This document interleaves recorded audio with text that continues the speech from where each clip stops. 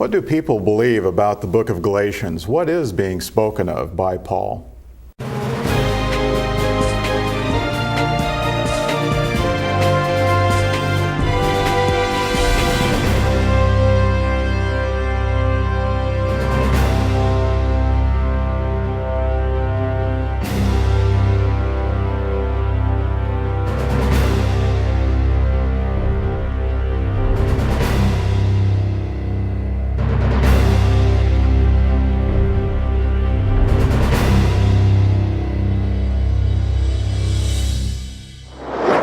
The book of Galatians, the letter to the Galatian brethren, it's understood in different ways, but we want to really take a look at this today and understand it according to what Paul meant. And it's kind of hard to understand Paul. Well, greetings. I'm David Brett. I'm here with John Fisher, bringing you Revealing the Truth.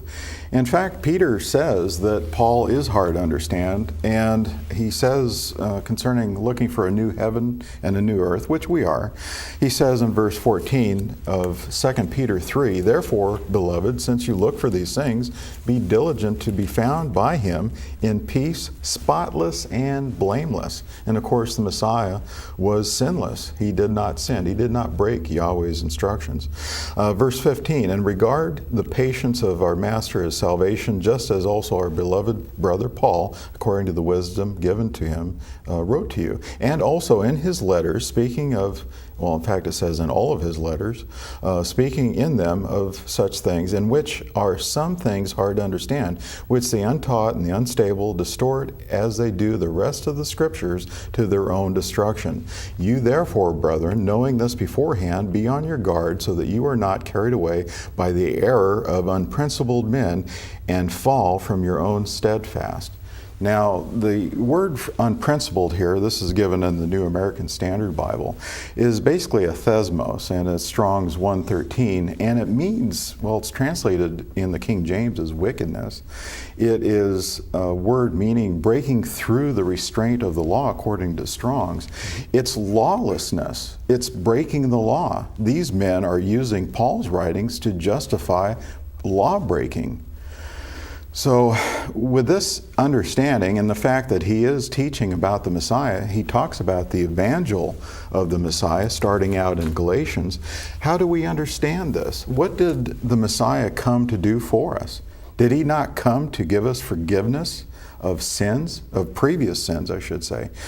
His shed blood is unlike the blood that was shed continually at the temple for the sins of the people. I mean, we can go into different areas of Scripture and see just what it was like for the people at that time. And we have to understand the context of this letter when it was written. It was written before the temple's destruction.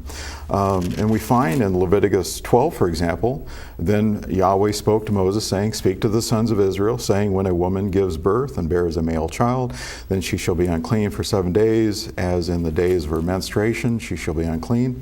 On the 8th day the flesh of the foreskin shall be circumcised. Then she shall remain in the blood of her purification for 33 days. She shall not touch any consecrated thing, nor enter the sanctuary until the days of her purification are completed. But if she bears a female child," and it goes on, but I want to get to the point here where it talks about in verse 6, "The days of her purification are completed. For a son and a daughter she shall bring to the priest at the doorway of the tent of meeting," or the temple, "a 1-year-old lamb for a burnt offering, and a young pigeon or a turtle dove for a sin offering. She shall offer it before Yahweh, make atonement for her, and she shall be cleansed from the flow of her blood. This is the law for her who bears a child, whether male or female." Verse 8, it says, "If she cannot afford a lamb, then she shall take 2 turtle doves or 2 young pigeons, and one for the burnt offering, and the other one for a sin offering. The priest shall make atonement for her, and she shall be clean." When the people went to the temple, if they had done something, or even a pregnant woman that had a child, they had a certain process that they would go through, and it was according to the law. It was all part of the law that was established. Now, we could break this down a little bit when we look at what was brought into Mount Sinai, or the Old Covenant, as we would refer to it, or the First Covenant, we see a number of things. We see the sacrifices being brought in and established under the Levitical priesthood. Now this goes back to Adam and Eve. Blood had to be shed. Skins of animals were given to them as a covering. Today, Messiah is our covering. His shed blood allows us to go before Yahweh, and it gives us the justification in Him. We also have the law, the core understanding of Yahweh's will for mankind. That goes in and is established firmly in Mount Sinai for the people. Also, the promises of a unilateral promise to Abraham that his descendants would be like the sands of the sea and the stars of the heaven. Why? Well, going back to Genesis 26 and verse 5, it says, because Abraham obeyed me, kept my charge, my commandments, my statutes, my laws. So these things were beforehand, before Mount Sinai. Mount Sinai was a covenant between the people, and it brought in these things that were from the beginning. Abraham was a fairly recent event, and a covenant that was cut with him, which interestingly enough looks to be like on the 14th, just like as the Exodus was on the 14th, just like the Savior was killed on the 14th. These things being applied to him in a new covenant. In fact, we have a booklet that is called The New Covenant. What is it?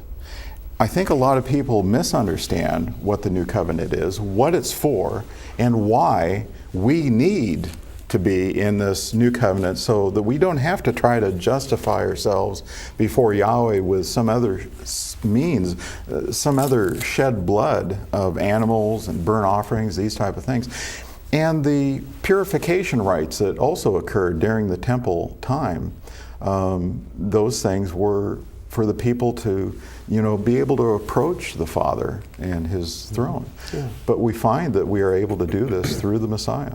Right, and a lot of this is validated in the book of Hebrews.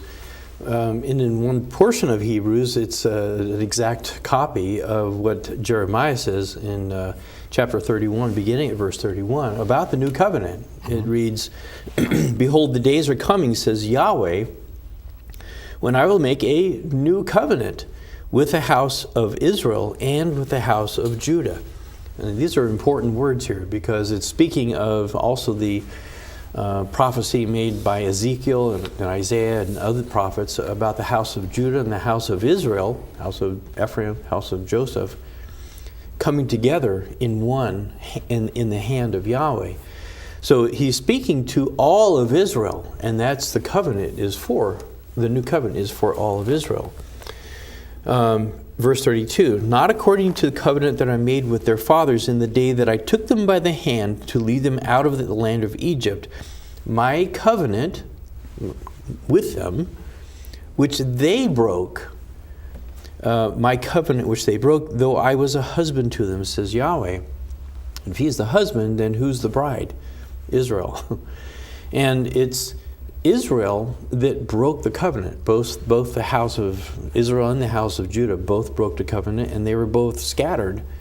The 10 tribes to the world, and the 2 tribes, the house of Judah, to Babylon. But they came back, and so verse 33 says, "But this is the covenant that I will make with the house of Israel, the whole house of Israel." After those days, says Yahweh, I will put my law, my Torah, in their minds. I'm going to put my will in their minds and write it on their hearts. And I will be their Elohim, and they shall be my people. No more shall every man teach his neighbor and every man his brother, saying, Know Yahweh, for they all shall know me, from the least of them to the greatest of them, says Yahweh. For I will forgive their iniquity, and their sin I will remember no more. This is the new covenant, and this is what Yahshua has brought for Israel. this new covenant. Yeah. It's a covenant. It's not a bilateral covenant. In the covenant at Mount Sinai was, Yahweh will bless Israel if Israel will obey the commandments. But we are still to obey the commandments. But in the new covenant, Yahweh will put His Spirit into us, into our hearts and our minds, so that we have the emotional strength to be obedient to the law. Mm-hmm. That's the very spirit, a portion of that we're given. We're not given the fullness as Yahshua was, for example. But we are given enough to help us to walk in the way. And what is the way? What does Isaiah prophesy about the coming kingdom? You know, that the law will go forth from Zion. His way will go forth from Zion. The people will be learning. We have an opportunity now to learn. And we understand that there's not many called. There's really, well, I shouldn't say, there are many called, but few are chosen, speaks of in Matthew. We understand that this is not only for Israel either, or also Exodus 12 and verse 49, the same law shall apply to the native as a stranger who sojourns among you. Now, you know, there are some things that have changed. The book of Hebrews talks about a change. I think it's Hebrews or Romans that talks about a change in the law. One of the things we can do to get a better understanding of Galatians is to refer to the book of Hebrews, which I think talks about something similar. In chapter 8, verse 6 through 7, it says, "Now he has obtained a more excellent ministry by as much as he is also the mediator of a better covenant, which has been enacted on better promises. For if the first covenant had been faultless, there would not have been any occasion sought for a second. But for finding fault with them, he says, behold, days are coming." And it goes into the prophecies of us being given this new covenant. And the faultless doesn't apply to the law, it applies to the people. Exactly. And that's what the author of Hebrews, it may have been Apollos, it may have even been Paul, but we understand that we don't just look at one letter and get all of our understanding.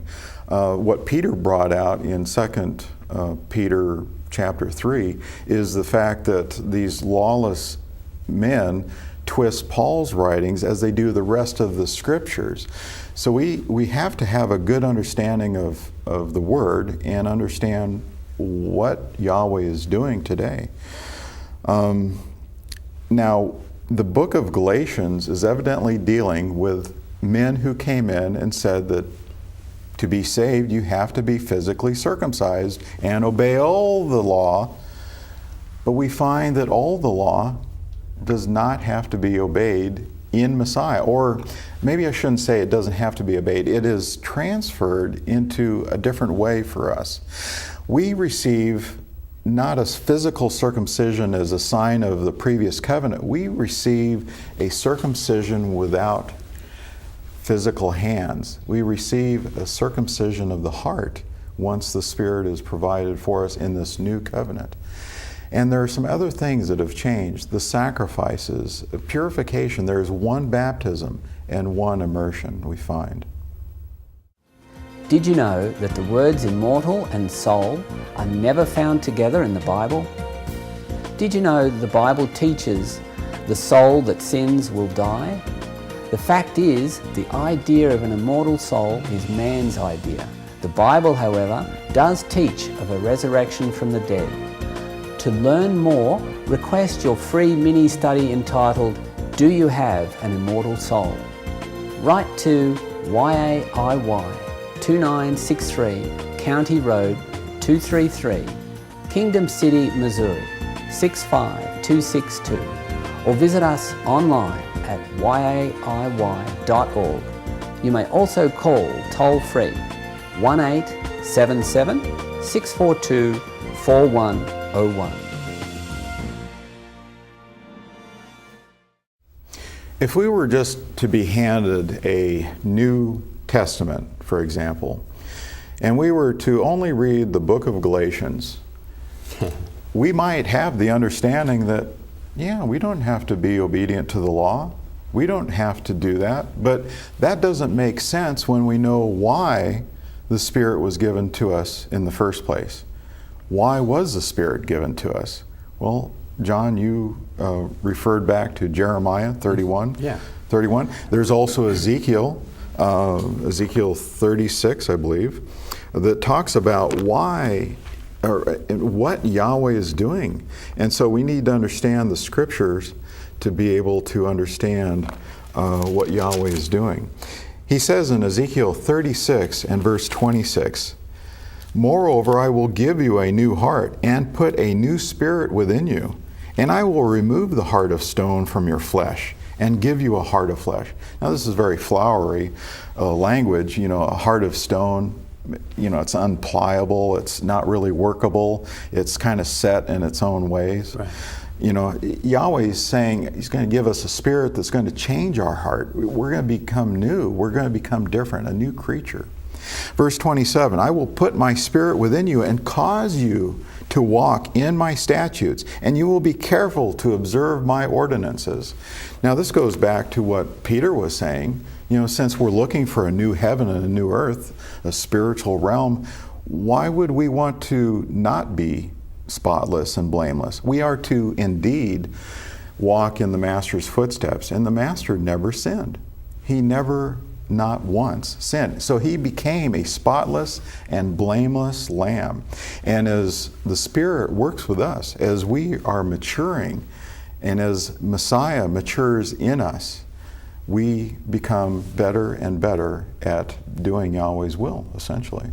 And that was the very purpose of the law, or I should say the Spirit. But we know that the law is spiritual, don't we? Because of the overall scriptures, and Paul's writings emphasizes. Now, when we look at Galatians, he doesn't really get into the blood sacrifices, but we know that we are essentially looking at that, because when you look at what he's saying in areas like Galatians 3:19, it says, "Why the law then? It was added because of transgressions." Now wait a minute. When we understand what the law is for and what transgressions are, 1 John 3:4, sin is the transgression of the law. So it's the breaking, or the missing the mark. It's going outside of the bounds of the law, the restraint of the law, which is a guide. It's for our own good, and it's Yahweh's will for us. So transgressions do not occur without the law already existing. So we know going back that the law existed. In fact, going into Exodus chapter 16, we find something very interesting here. And this is for all the people coming out of Egypt. Verse 28 of Ezekiel 16, Yahweh said to Moses, "How long do you refuse to keep my commandments and my instructions?" Well, how could they not keep His commandments and instructions how would they be able to keep them unless they knew them? If you go down to verse 34, it says, "As Yahweh commanded Moses, so Aaron placed it before the testimony to be kept." The testimony. Most scholars believe that's at a minimum the 10 Commandments. But the point is the law existed before Mount Sinai. And I think if we can grasp that, we can see how the law was established with all of Israel firmly, just as the sacrifices. When we think about the sacrifices, they were from the beginning. Adam and Eve, we find Cain and Abel were sacrificing. Cain didn't do what was right. But we find even Job. Job in chapter 1 was sacrificing for his own children, saying perhaps they have sinned against Yahweh. So he sacrificed for them to make appeasement, to appeal to Yahweh, to have some justification. But the book of Galatians is pointing out, Paul, I think, understood this very well, and I think we're coming to understand this better, that we are justified in Messiah, His shed blood, His sacrifice. in His mikveh, in His immersion, in which we are immersed into His death, and we are raised up anew with a new spirit, a fleshly heart that is pliable, workable. Yeah, the sacrifice of animals was a prophecy of what is to come. And when the Messiah came and sacrificed, took the stripes for us and shed His blood for us, there was no more need for the sacrificing animals. And if, again, from previous talks, we've talked about the law is not really a good translation of the word Torah. It's the will of Yahweh. It's the word. Every time I look in the New Testament and see the word of Yahweh, I know that it's talking about His law, His instructions. And in John, the book of John, the first chapter, a couple verses, in the beginning was the Word, in the beginning was the will of Yahweh, and the will of Yahweh was with Yahweh, and the will of Yahweh, the Word, was Yahshua. Yahshua is the Word. He's the living Word. The written Word is something that the house of Judah has, but the living Word is what Christianity in general has. They're worshiping the Messiah of Israel. And if we follow the Messiah, then we are Israel. That's a law that has been from the very beginning. Anyone who wants to be part of Israel worships Yahweh according to His will. So it's important to understand all of Scripture, not just what Paul, trying to focus just on what Paul's saying. And certainly not to focus on Paul to justify lawlessness, which is what Peter warned against. When we look at what has happened, we find distortions have happened. We have traditions, both in Judaism and also in Christianity, that need to be set aside so that we can see clearly and do Yahweh's will. And to have the proper faith of the Messiah, to have the faith of Abraham. But what does that mean? What was Abraham's faith? What was Messiah's faith, as Elder John, you brought up before?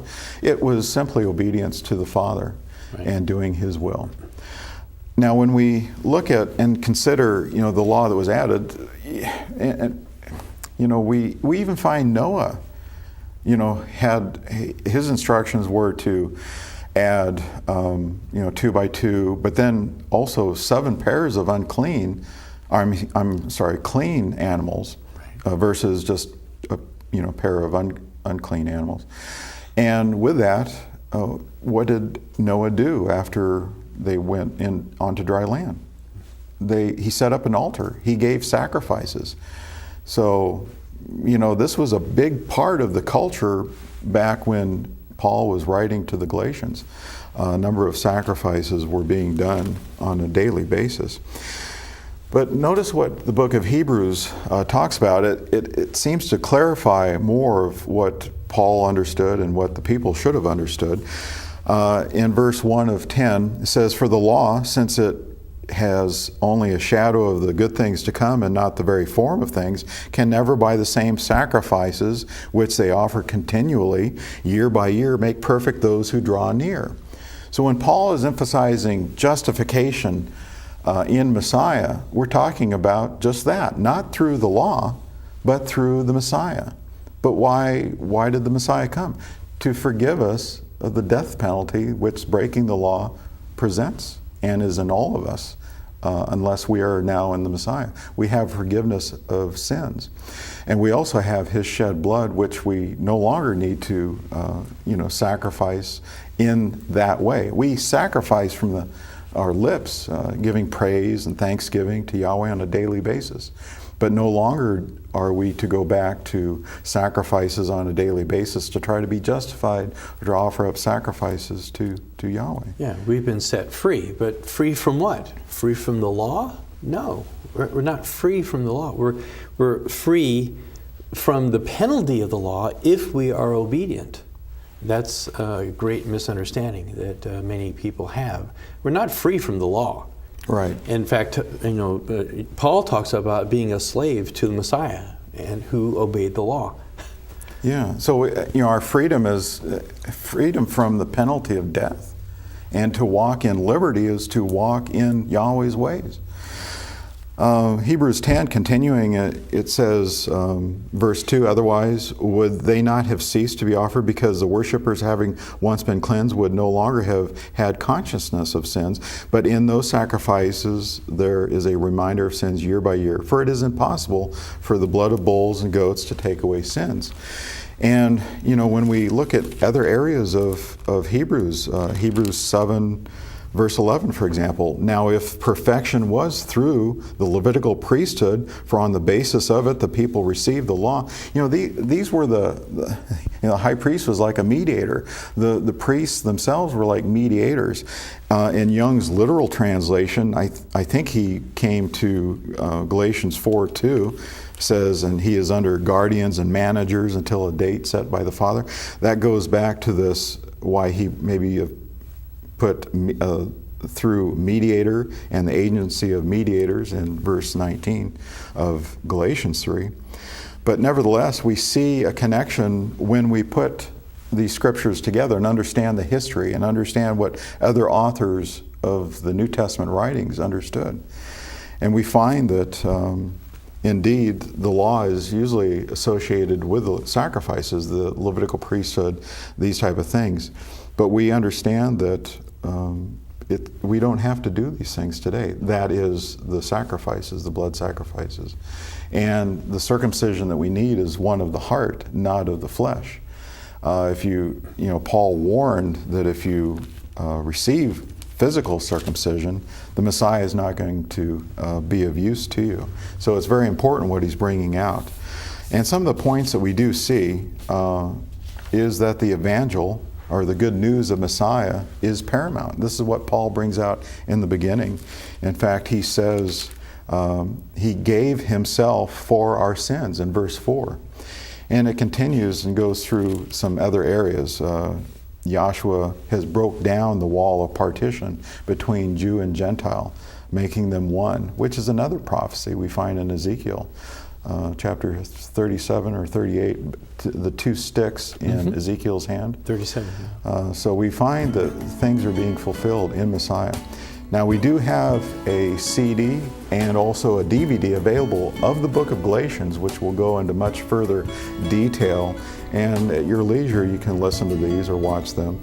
But they're free. If you'd like to order them, just go ahead and contact us and let us know that you'd like to learn more about the Book of Galatians on CD and or DVD.